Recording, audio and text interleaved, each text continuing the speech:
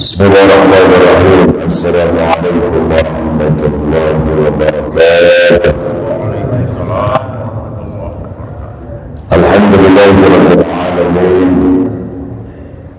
wa la 'aqibatu lil muttaqin wa la 'udwana illa 'alal zalimin. Wassalatu wassalamu ala sayyidil karim sayyidina wa habibina wa syafi'ina wa maulana Muhammad sallallahu alaihi wasallam wa ala alihi wa sahbihi ajma'in, amma ba'du. Qala Allah ta'ala fil Qur'anil Karim, a'udzu billahi minasy syaithanir rajim, bismillahirrahmanirrahim. Qala subhanaka la ilma lana illa ma 'allamtana innaka antal 'alimul hakim. Wa qala Rasulullah sallallahu alaihi wasallam, man salaka tariqan yaltamisu bihi 'ilman sahhalallahu lahu tariqan ilal jannah. Sadaqallahul azim wa sadaqa rasulul nabiyul karim wa nahnu ala dzalika minasy-syahidin wa syahidin walhamdulillahi rabbil alamin. Fadilatul mukarramin, para hujjaj, para asatidz, wa khusus ketua IKM Masjid Al-Ikhwan yang tentunya dan juga para jajarannya, semoga insyaallah selalu dalam lindungan Allah Subhanahu wa ta'ala. Amin. Begitu juga tentunya adalah para jamaah, ya, para jamaah salat maghrib, dan insyaallah sampai nanti kita salat isya, kita mudah-mudahan di masjid yang mulia ini kita mohon, kita berharap kepada Allah Subhanahu wa ta'ala diberikan keberkahan, diberikan kemudahan segala urusan-urusan kita, dan juga tentunya kita mohon sehat walafiat untuk beribadah kepada Allah Subhanahu wa ta'ala. Amin ya rabbal alamin. Pertama yang perlu utama tentu, marilah di kesempatan pada malam ini kita selalu panjatkan puji syukur kehadiran Allah Subhanahu wa ta'ala. Tidak lain dan tidak bukan, semuanya adalah nikmat Allah. Kita bisa nafas, kita bisa melangkahkan kaki kita bisa beraktivitas, dan segala macam aktivitas kita dalam kehidupan ini tidak lain dan tidak bukan karena nikmat Allah. Makanya dalam surat An-Nahl Allah berfirman, wa ma bikum min ni'matin fa minallah. Apapun yang kamu rasakan dari segala bentuk nikmat, fa minallah, itu semuanya datang dari Allah Subhanahu wa ta'ala. Baik itu seorang pedagang, dia banyak untungnya, ataupun seorang pedagang yang bisa rugi ataupun bisa tidak dapat apa-apa, itu semuanya adalah ujian kepada Allah. Ataupun seorang pejabat yang suatu saat dia diberikan atau ada kenaikan jabatannya, ataupun ada pejabat yang turun drastis jabatannya, itulah semuanya adalah nikmat Allah, dan tentunya takdir Allah pun berlaku kepada semua manusia dalam kehidupan ini. Maka itu mari kita selalu bersyukur kepada Allah dengan segala bentuk nikmat yang kita rasakan. Dan tentunya salawat dan salam pun kita limpahkan kepada baginda alam junjungan Nabi besar Muhammad sallallahu alaihi wasallam. Semoga insya Allah kita sebagai umatnya senantiasa kita berharap yaitu syafaatul uzma, yaitu syafaat yang besar yang agung dari baginda Nabi besar Muhammad sallallahu alaihi wasallam. Hadirin kaum muslimin jamaah Masjid Al-Ikhwan, pengajian pada malam hari ini yang dirahmati Allah Subhanahu wa taala. Tentunya di tempat yang mulia ini tidak lain dan tidak bukan kita adalah beriktikaf, kita adalah bersilaturahim, kita adalah mendekatkan diri kepada Allah Subhanahu wa taala, ataupun kita lagi thalabul ilmi di majlis atau di masjid yang mulia ini. Dan semuanya tidak lain dan tidak bukan adalah iltiqa amaratillah. Kita mengharap mencari ridha Allah. Semua yang kita rasakan ya dari nikmat Allah, ridha apa enggak, kita dapat ya uang ataupun rezeki yang banyak, Allah ridha apa enggak. Nah, begitupun kita ke masjid ini ya, kita beriktikaf, kita berzikir, kita thalabul ilmi, campur di sini itu tidak lain dan tidak bukan mencari ridha Allah. Karena bagaimanapun kita manusia, khuliqal insanu dha'ifa, manusia diciptakan itu dalam keadaan lemah, nggak bisa apa-apa. Ya makanya di dalam surat yang lain pun Allah berfirman, Allahul ladzi khalaqakum min dha'fin, Allah yang telah menciptakan kamu dari kelemahan. Ya, pada saat kita dilahirkan, ya, di kandungan ibu kita dalam keadaan dha'fin, lemah, namanya bayi lemah, ya, min dha'fin, thumma ja'ala min ba'di dha'fin quwwah. Kemudian setelah itu lama-lama usia bertambah, ya, 5 tahun, 6 tahun sampai 10 tahun, thumma ja'ala min ba'di dha'fin quwwah, ada kekuatan. Ya, anak-anak dari bayi, kemudian anak-anak sudah bisa berjalan dan berlari, ditambah kekuatan. Thumma ja'ala min ba'di quwwatin dha'fan wa shayba. Setelah lama-lama ya usia bertambah 10, 20, 30, 40.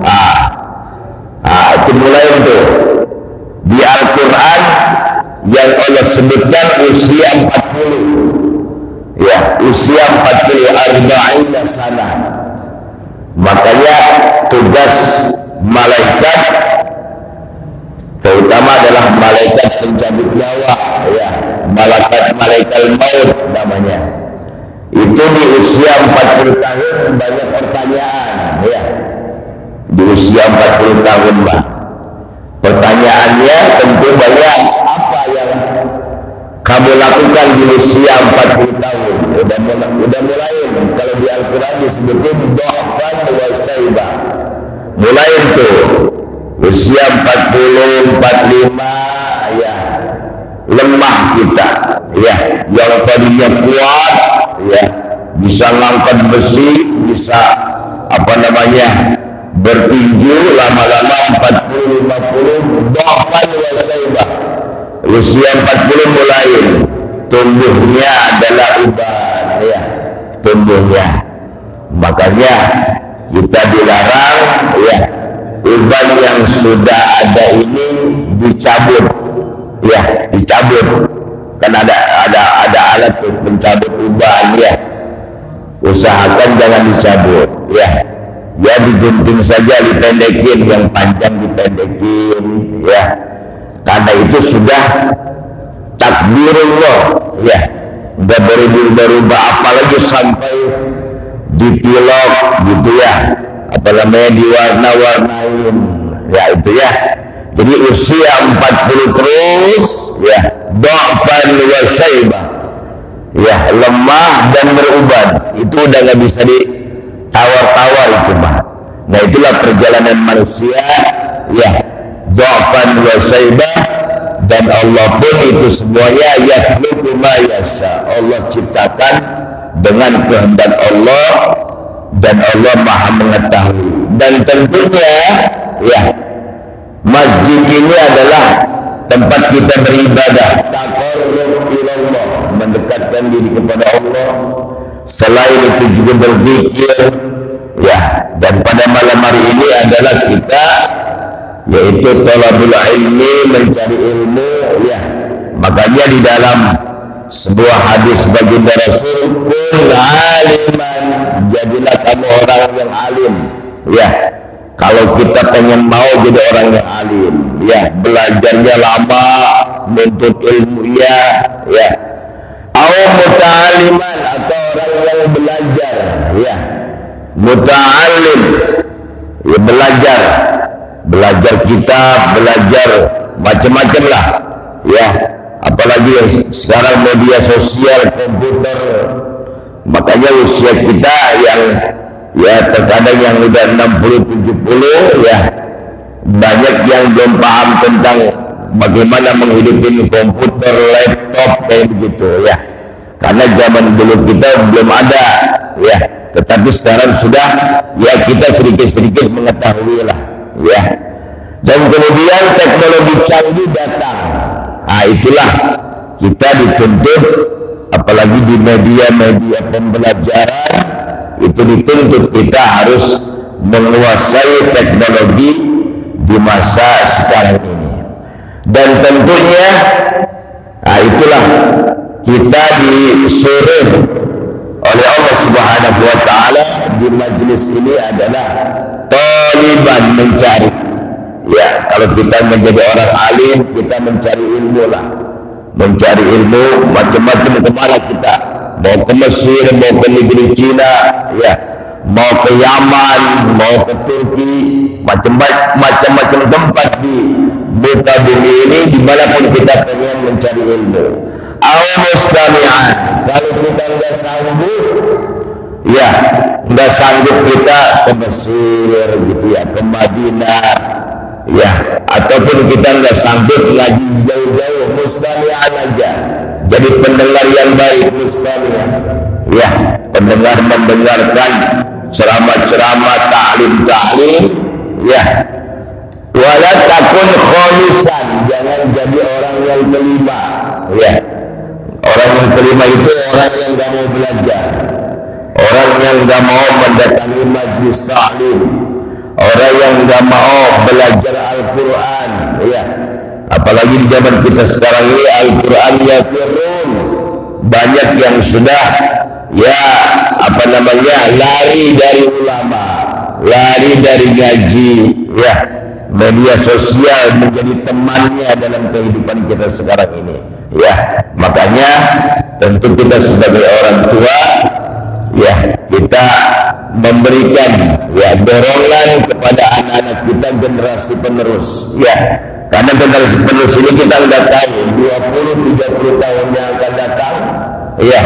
Tentunya dari sekarang kita ya memberikan dan mendorong, memberi jalan supaya mereka mempelajari ilmu, terutama adalah ilmu-ilmu agama sebagai dasar untuk menghadapi masa depan yang penuh dengan tantangan dan cobaan ya.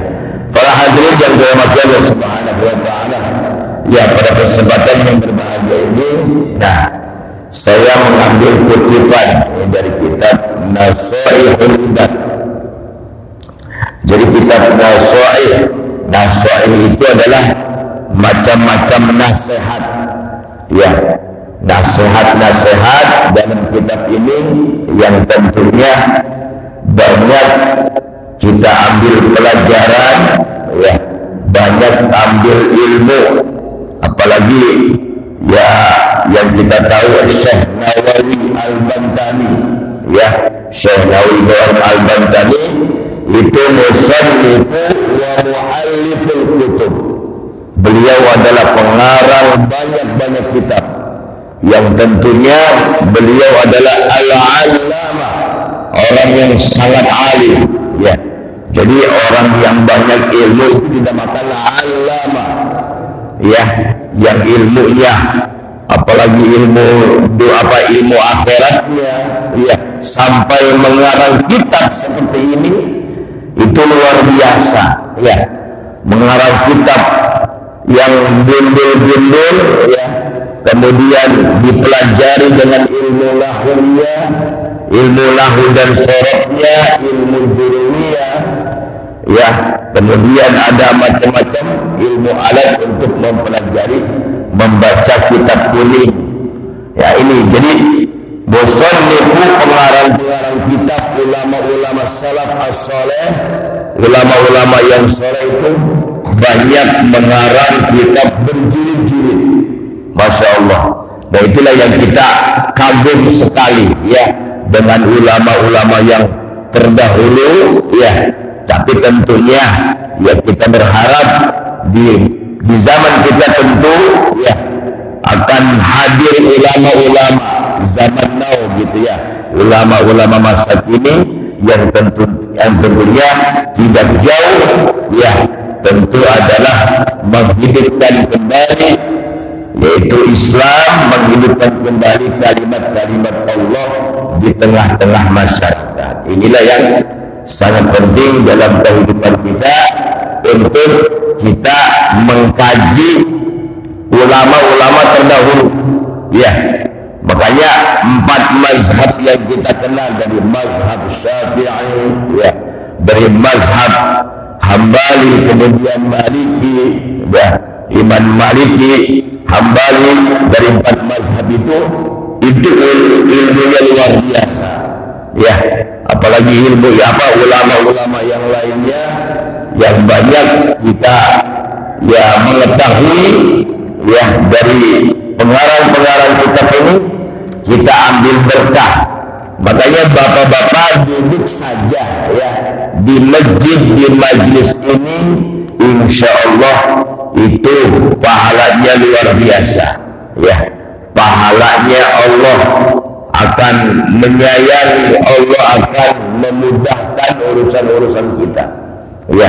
Kita duduk di majlis, walaupun hanya mendengarkan saja, itu ganjarannya luar biasa daripada Allah Subhanahu wa ta'ala.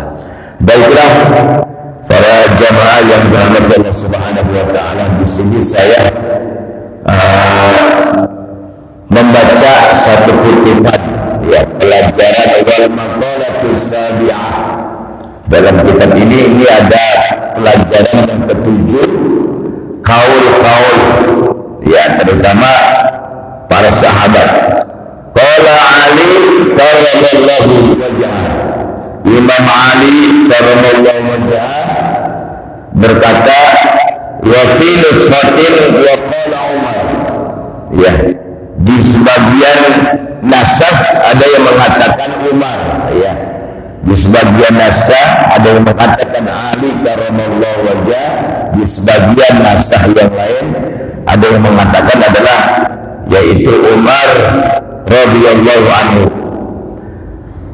Beliau berkata, an-ni'am a'zamuha, nikmat-nikmat yang besar, nikmat yang agung itu sittatu asya, ada 6 perkara, ya. Jadi selain nikmat-nikmat yang kita rasakan, ya, ada nikmat yang luar biasa. Yang pertama adalah al-islamu. Nah, ini keislaman kita kepada Allah. Islam itu akan artian berserah diri, ya. Keislaman kita dengan kita, agama Islam ini adalah berarti nikmat yang luar biasa. Jadi alangkah ruginya seseorang yang sudah memeluk Islam, kemudian dia keluar, ya, dari Islam, itu berarti dia keluar dari nikmat yang besar yang Allah berikan. Ya, artinya jadi Islam ini yang kita jalankan syariat baginda Rasul ini nikmat yang luar biasa. Makanya jangan sampai ya keislaman kita dijual, ya dijual dengan harta, dijual dengan makanan yang tentunya oleh orang Yahudi dan Nasrani. Ya, orang Yahudi dan Nasrani yang ingin membeli ya supaya kita keluar dari Islam. Makanya walan taroba angkal Yahudi walan Nasara, orang Yahudi Nasrani ya Israel ya Amerika, para Zionis itu para Yahudi dan Nasrani yang akan ridho kepada Islam sampai kita tattabi'amillatahum, mengikuti agama mereka. Nah inilah nikmat yang pertama yang Allah berikan kepada kita. Yuk Islam ini kita jalankan, terutama yang nama Islam banyak ya. Kita adalah ya tentunya adalah sholat ya rukun-rukun Islam ya, bersyahadat, kemudian sholat, kemudian zakat, kemudian puasa, dan tentu yang terakhir adalah melaksanakan yaitu haji ke Baitullah. Yaitu rukun-rukun Islam jangan keluar dari situ. Jadi kita laksanakan keislaman kita terutama adalah asyhadah wa sholat, ya sholat kita yang menjadi benteng kita. Makanya perbedaan kita dengan orang kafir adalah sholat ya, al-farqu bainal mu'min wal kafir as-sholat, yaitu sholatnya ya. Kita sholatnya tentu dalam sehari 5 waktu sholat yang sudah Allah tanamkan kepada baginda Rasul yang tentunya sampai kepada kita. Itu yang pertama. Yang kedua adalah wal Quran. Nah ini Quran hudan linnas. Quran itu adalah petunjuk kita. Quran itu adalah sebagai pedoman kita. Yuk kita pelajari Al-Quran, yuk kita pendalami ilmu Al-Quran ya. Makanya ada kalau kuliah itu ada namanya ulumul Quran ya, ada ilmu Al-Quran. Ataupun ada orang yang kuliah di jurusan tafsir Al-Quran ya, tafsir hadis, memperdalam ilmu Al-Quran dan hadis supaya lebih memahami tentang apa yang terkandung di dalam Al-Quran dari segi arti saja ya kan. Kita udah semuanya tahu ya, a'udzubillahi minasyaitonirrajim ya. Kalau kita dengarkan, saya berlindung, aku berlindung kepada Allah minasyaitonirrajim, itu diantaranya. Karena Quran ini 30 juz tentunya belum semuanya kita memahami ya, tetapi Allah tidak seperti itu ya. Kita baca saja Al-Quran ini ya sudah berarti menjalankan perintah Allah dengan mensucikan Al-Quran ya, mengisi Al-Quran itu dengan membacanya. Kalau memperdalam berarti mengkaji ilmunya, tafsirannya itu udah lebih besar lagi pahalanya ya. Jadi baca Quran saja sudah berpahala, apalagi kita mengetahui arti-artinya. Nah itu ya, yang penting kalau kita ngetahui minimal baca Al-Quran itu sebagaimana yang sudah ya diajarkan oleh para ulama-ulama kita. Yang ketiga tentunya adalah setelah Al-Quran wa Muhammadun Rasulullah. Nikmat yang ketiga yang Allah berikan adalah Muhammad Rasulullah. Kita yaitu beriman kepada Allah dan Rasulnya, yaitu baginda Nabi besar Muhammad Sallallahu Alaihi Wasallam sebagai khatamul anbiya wal mursalin, sebagai penutup para nabi dan rasul. Apalagi yang dibawa tadi baginda Rasul ada sebagai mukjizatnya adalah Al-Quran.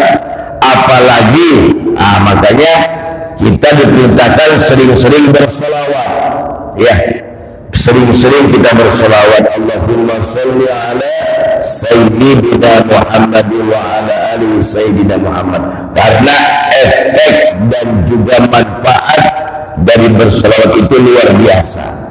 Makanya di Al-Quran disebutkan innallaha wa malaikatahu yusholluna 'alan nabi, sesungguhnya para malaikat, ya, wa malaikatahu, Allah dan malaikat, yusholluna, bersolawat, ya.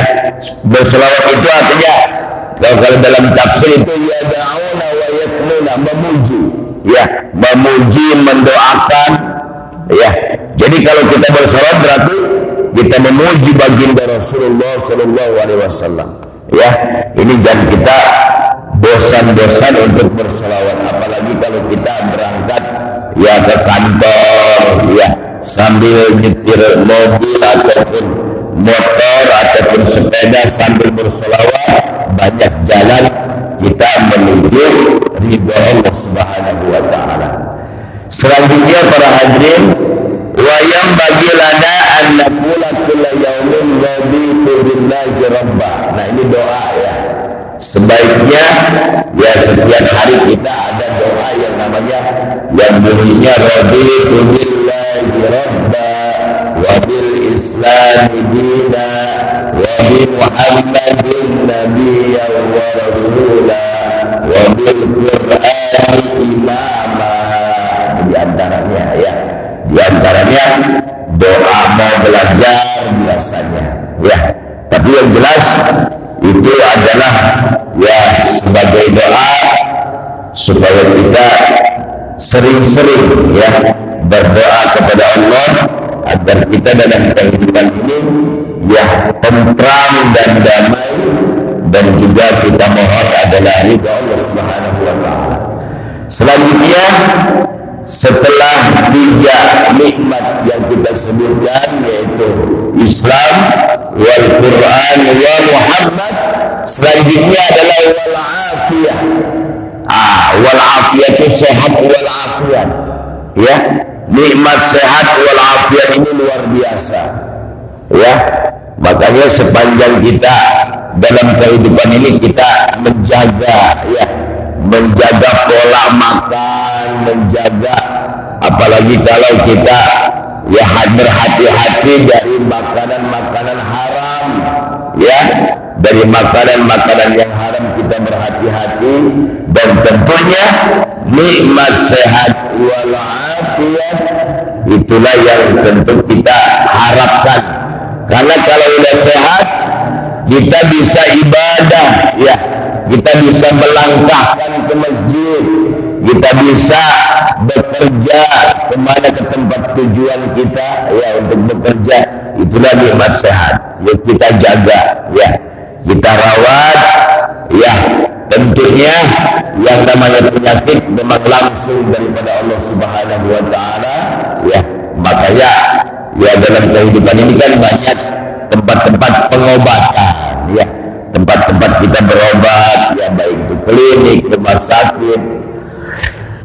Karena itu udah sunnatullah, ya, sudah Allah siapkan, ya, bagi orang yang kurang sehat berobat, ataupun dia, ya, punya penyakit yang Allah uji kepadanya, ada rumah sakit, ya. Semuanya itu Allah siapkan, karena kalau Allah nggak menciptakan tempat berobat kan repot, ya. Makanya ada orang yang ahli di bidang, ya, macam-macam kesehatan, ya, ilmu-ilmu baik luar dalam, ya, ilmu kulit dan sebagainya, itu sudah Allah ciptakan untuk manusia untuk bisa, ya, berkonsultasi, ya, konsultasi, terutama kepada dokter-dokter atau ahli-ahli, ya, dalam bidang ilmu-ilmu kesehatan. Hadirin yang dirahmati Allah Subhanahu wa Ta'ala, selanjutnya yang keempat, yang kelima adalah satrul aurat. Nah, ini nikmat yang paling besar yang harus kita, jaga dalam kehidupan ini adalah menutup aurat, ya, menutup aurat, dan tentunya khususnya, yakni khususnya bagi kaum perempuan, ya, karena kalau kaum perempuan itu ya luar biasa, ya. Kalau laki-laki ya melihat perempuan sudah beda, ya. Tapi tentunya ya, walaupun laki-laki itu baina surrah wa rukbah, kalau laki-laki itu kan antara pusat dengan rukbah sampai ke lutut. Tapi kan kita malu juga, ya. Kalau di atas pusat ini kita nggak pakai penutup, ya. Minimal kita, ya, kita tutup aurat kita, ya, standarnya, ya, supaya kita nggak malu dilihat orang. Dan tentunya kaum wanita illal wajah wal kafain, ya, selain wajah dan dua telapak tangan ini yang apa namanya, selain yang ditutup, kecuali muka dan dua tapak ini yang dianjurkan, yaitu untuk para kaum wanita.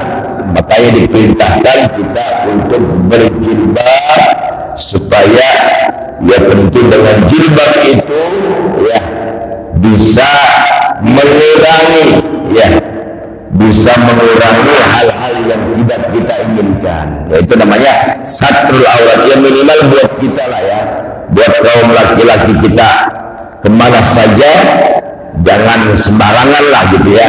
Jangan sembarangan kita membuka aurat-aurat kita, apalagi di zaman media ini yang kita lihat di media, ya. Sekarang sudah manusia nggak malu lagi, ya, membuka auratnya, masya Allah, ya. Itu media sosial. Tetapi semuanya yang namanya di media mah lari ke kita lah, ya. Kita mau gunakan yang baik, insya Allah datangnya baik. Ya, kalau media itu kita gunakan untuk hal yang tidak baik, tentu